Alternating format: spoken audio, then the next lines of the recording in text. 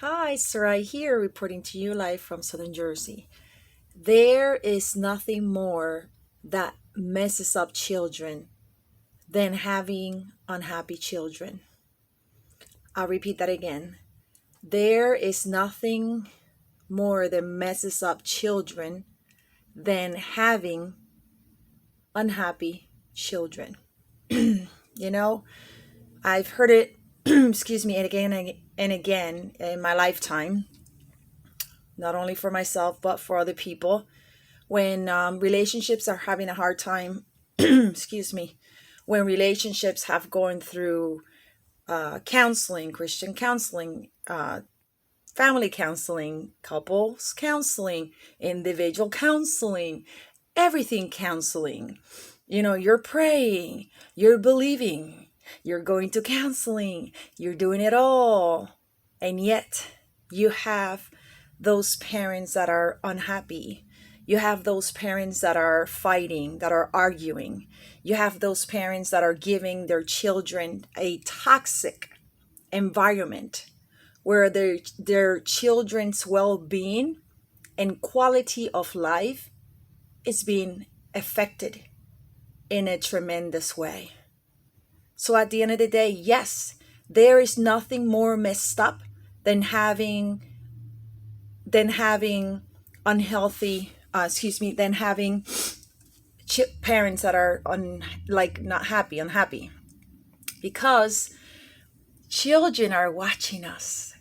They learn from us. Whatever they see, they're going to do, and they're going to end up with. So to you, mother out there, father out there, if you want the best for your daughter in her future, meaning a great partner, a great significant other, then you better make sure that you're giving her a good observation, a good scenery of what that looks like, so that she doesn't end up with that husband, with that significant other partner, that it is a nightmare.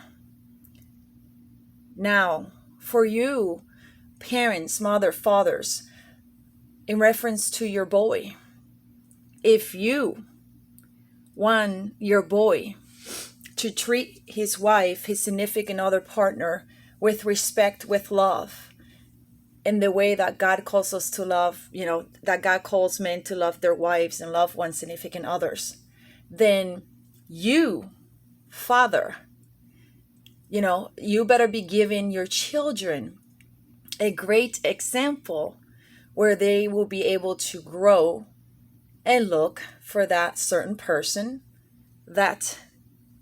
so that history won't repeat itself.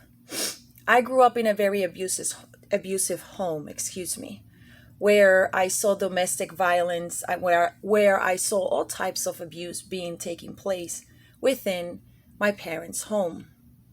Now, my parents stayed for a long time when they should have gotten a divorce many years ago.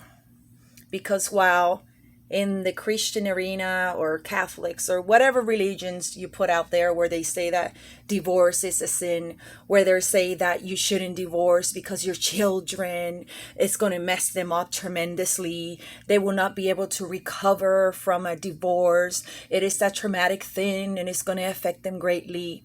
You know what is going to affect them even more greatly and be more traumatic? Children living under a roof where they see domestic violence, where they see all types of abuse every single day, and they're a victim and they cannot get out of it. Now, you parent, you have the choice. You can either stay in that toxic relationship and your children will learn from that and think that that toxic relationship and environment is normal, or you can change that toxic cycle and you can say, no more. I will not take this toxic relationship. I will not have this toxic relationship. I will not live under the roof of a toxic environment. I will not subject my children to such environment. for them to be traumatized over and over again, and for them and their quality of life and well-being to be jeopardized. All because you don't want to get a divorce. All because you're doing it for the children. All because divorce is a sin. At the end of the day, my friends, it does say in the word, God is love. And nowhere in the Bible do I read, that you have to stay in a toxic relationship. You have to subject your children to a toxic relationship, a toxic environment, regardless, and stay in a relationship for your children.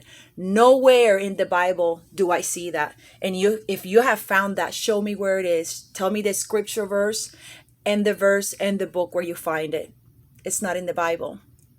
So I tell you out there, you're not doing your children a favor by staying with that certain person who's toxic, in that toxic environment that you are subjecting your children to and yourself. You know why? There's nothing more that messes up a child than a unhappy parent or parents within a toxic relationship, within a toxic environment.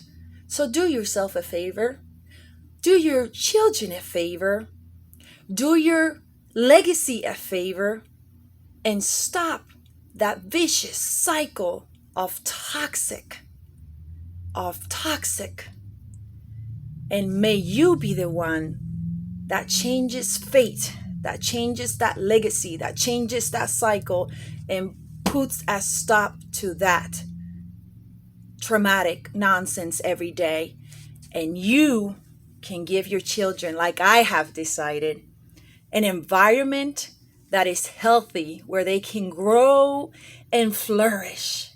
An environment that they can be creative, that they can be themselves, and all they receive is love, love, love, love. And your children will thank you for it later on. Right now, they might be going through it a bit, but you know what? Children are very resilient. We think we give them little credit, but children are very resilient, and they can bounce back up from a separation, from a divorce. They can bounce back in no time.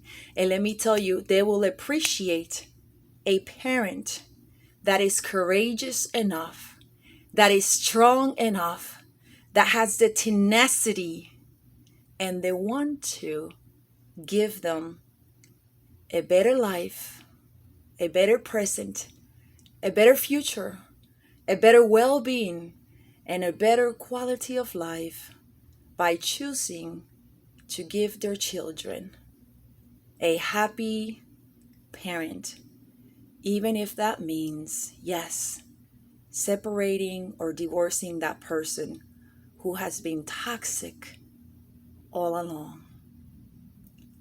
One of the most things that messes up a child is an unhappy parent or parents. Thank you for tuning in, my friends. Until next time, may you have a blessed day, and I look forward to your comments and engaging with you. Blessings. Bye-bye.